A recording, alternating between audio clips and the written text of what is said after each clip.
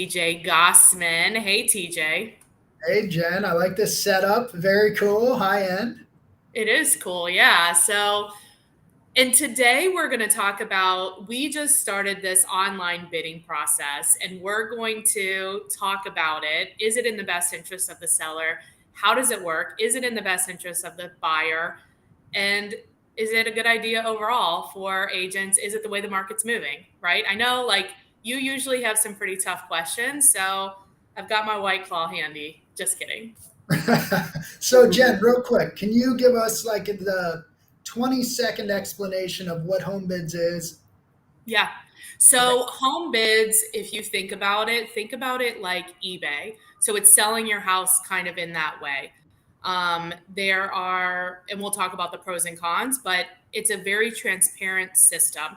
So what we were finding is that as we were representing buyers, buyers were maybe losing out on houses, but they didn't know, did I lose by $1,000 or did I lose by $100,000, right? And like, hey, maybe I would have gone up that $1,000 if it would have gotten me the property. So on home bids, everybody can, all the bidders can see the bid, and then they can decide for themselves, like, what do I want to bid on the house? What is everybody else bidding? So it's very transparent. That's what Okay. I like about it. Yeah, and it's different, right? And what do we know that like change is always tough? Like because the first thing people want to do is this is not how we do it. And that was my initial reaction. I'll be 100% candid here. I thought, what is this? Why do we need it? And Right. so a couple questions. Okay. Um, I'm the, ready. the first question is you've done one so far. Well, How we're much? in process of doing one. Yes, we're like Okay. halfway through the first one, but it's been done in other markets. But this is the first time we've done it. Yeah, How many bids on that bad boy? Do you know? I think there is. I don't know off the top of my head. I want to say I think it's like 115. 115. Okay. I'm So not, it's we a lot. It's a lot. so we know it works in some cases, right? Yes. So the premise is real quick, and I'm going to fill in some holes for people. Let's say a house is worth 500,000. It'll go on the MLS just like a typical house, but it may go on at let's say 300,000 as the starting bid. Right. You do five open houses over a couple week period. That's the only time anyone can see the home. Yep. And then people place bids online, and it's just the price, no other Yes. details. Uh, Correct. and then at the end, the seller reviews the top few bids, decides if they want to counter, accept, or reject, Exactly. and And then that's we do, it. and that's it. And Okay. it's not an auction. So the difference is, one, in the Cincinnati MLS, we actually have a field called online bidding, and it's different than the field that you can mark for auction. And in the state of Ohio, there are rules about auctions versus online bidding, and it's not an auction because the auction requires an auctioneer, which I'm not. But you talk really fast. You should be an auctioneer. We've talked about this. I may look into that. I think I Yeah. might want to be an auctioneer. It's Um, also not like an absolute. So sometimes in auctions, there's a minimum bid, there's a reserve that needs to be met. Like none of that happens. Our goal is to make it enticing enough for people to inquire about it and bid on it. And I mean, to your point, that's exactly what happened. okay. So the seller, I see the upside. I don't see any downside, frankly, for the seller. Um, I don't see any downside either. The only kind of there's really no downside, especially how the commission is paid. It's actually better for the seller. And they just have to get over the heartburn of it being an eBay auction. Geez, look, I'm messed up now. gotcha. Like an online bidding where you have to price it lower than you're comfortable with, but they know that they have to know and be comfortable that you don't have to accept the highest if it's not Okay. what you want, right? Okay. Just like a regular house. Okay, so I'm going to poke some holes in this because that's my job. So, Let's do why it. do we start the bidding at 300 when we know there is not a chance in hell that this house is going to sell anywhere near that? Because that's how it works, right? So when you're marketing a piece of property, you want to cast the widest net in order to find the one person that's going to buy it that is the best fit for the property and for the sellers, So sometimes for the seller, that's price, sometimes it's terms, whatever. But in order to get them what they want, as their representative, as their agent, I want to cast the widest net. This casts that wide net. For example, if I have 200 people at our open house, which happened on Saturday and on Sunday, 200 people at the open house, I have that. And let's say most of them are either neighbors or they're not interested in the property. Let's say 199 of them are not interested in the property or not willing to pay or whatever. But the one person that is, it's human nature that they're going to be like, oh crap, 199 other people are interested in this property. I better put my best foot forward. And that's what's going to happen. Okay. So if someone is a buyer's agent, I can see where there's going to be some pushback here. Do you think that's fair? On what? On the process. And because I know for me, if I'm representing buyers, if I want a house, I don't want to wait 2 weeks. I want to put an offer in. I want to get it done. I want to try to beat the market. Yeah. This takes that away completely. Well, also, if you're a buyer's agent, you also want to know what are the other bids, which you don't know in a normal process. You want to know, I don't know, you have no idea too. And a lot of times people are waiting and collecting offers anyway. So I just don't really see, this is more transparent than the normal traditional process. Okay. Couple other things. So there is a buyer's. Do you disagree or agree? I like that. No, I think that's fair. There is a buyer's premium, like many online biddings, where at the end the buyer pays their price plus a percentage, and that's all disclosed. It's very, very transparent. Yeah. Is there a concern that appraisal may be an issue?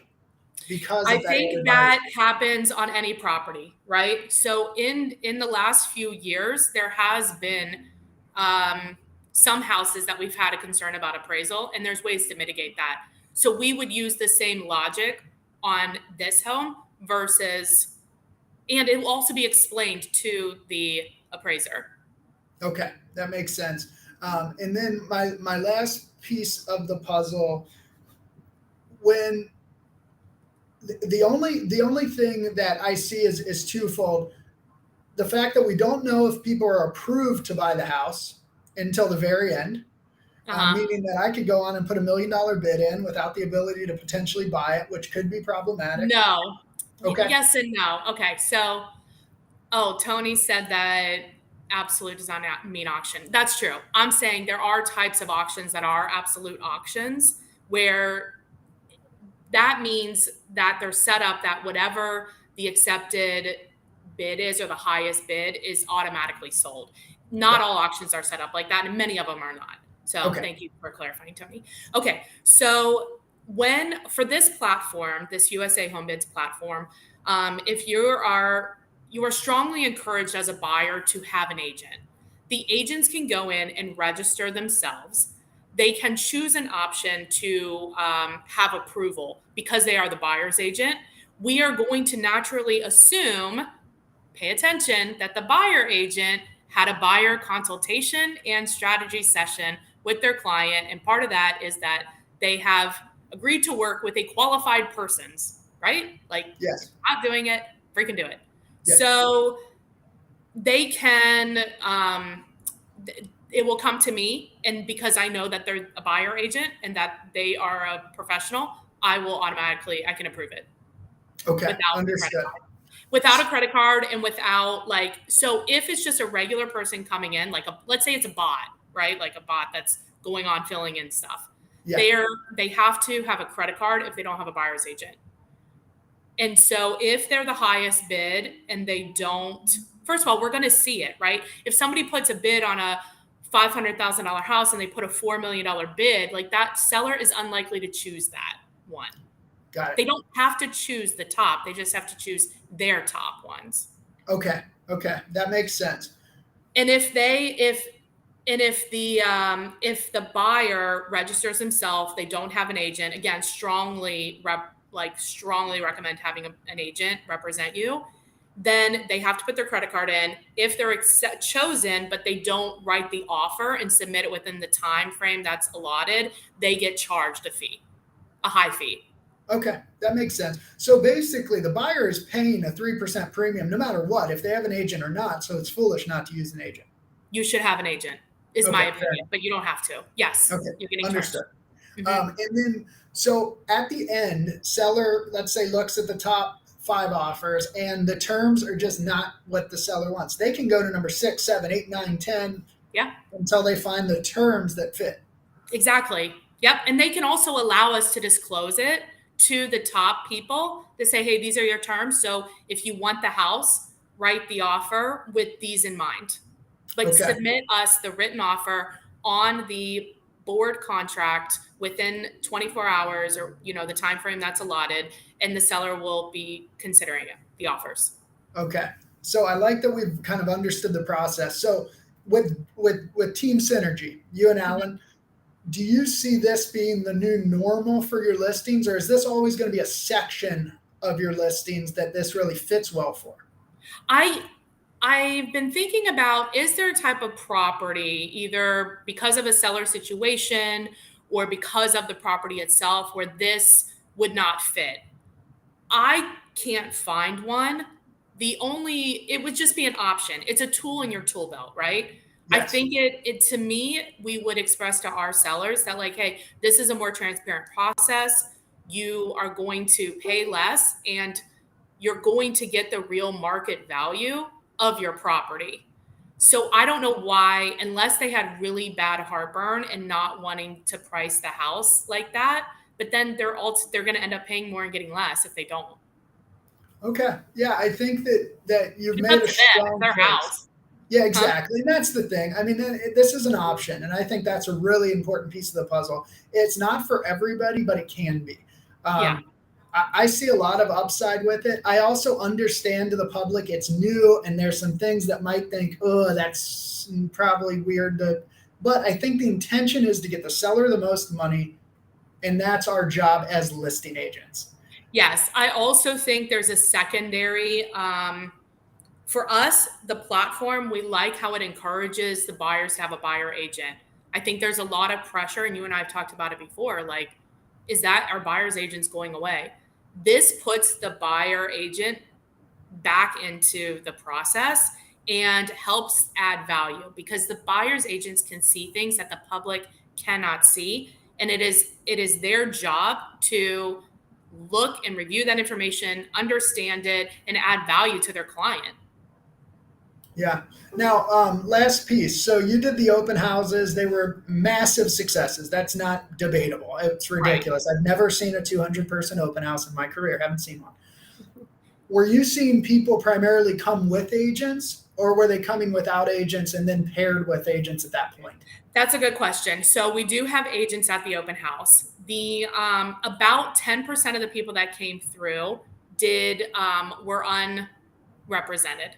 So the agents, on average, were getting, they were getting leads between two. We had it staffed with 5 agents. They were getting between 2 and 3 leads. So for the agents, we're not taking a referral on that. Those are their clients. The chance of their client getting that house is very low. So they can go off and do their consultation and their strategy and help them find another house. Okay, so you're partnering with EXP agents that want to help man these open houses. So that might All be It doesn't have to be EXP. It can be anybody, any buyer okay. agent. Yeah. Okay, that's cool. So this is something that agents, if you're interested, is probably a cool time to reach out, especially if you're getting a little nervous about the market. You want to focus on building your sphere and database. This is a pretty cool opportunity to get face-to-face time if you're Yep. somebody that presents well that way, which I hope you Well, and I are. think we're also moving towards, like, it's a good time to start getting buyers now again. Like, the market is, I mean, it always is up and down, right? Like, it's Yes, shifting yes. into you want to have buyers. So come and get them, baby. Ugh, okay, if you say so. Okay, Jen, thanks. I feel like I kind of took the lead on this. That was fun. That was Thank fun. you Thank you. thank you for having me, and I'll thank you for me having you, and we'll do this again. All right. Bye. All right, talk soon.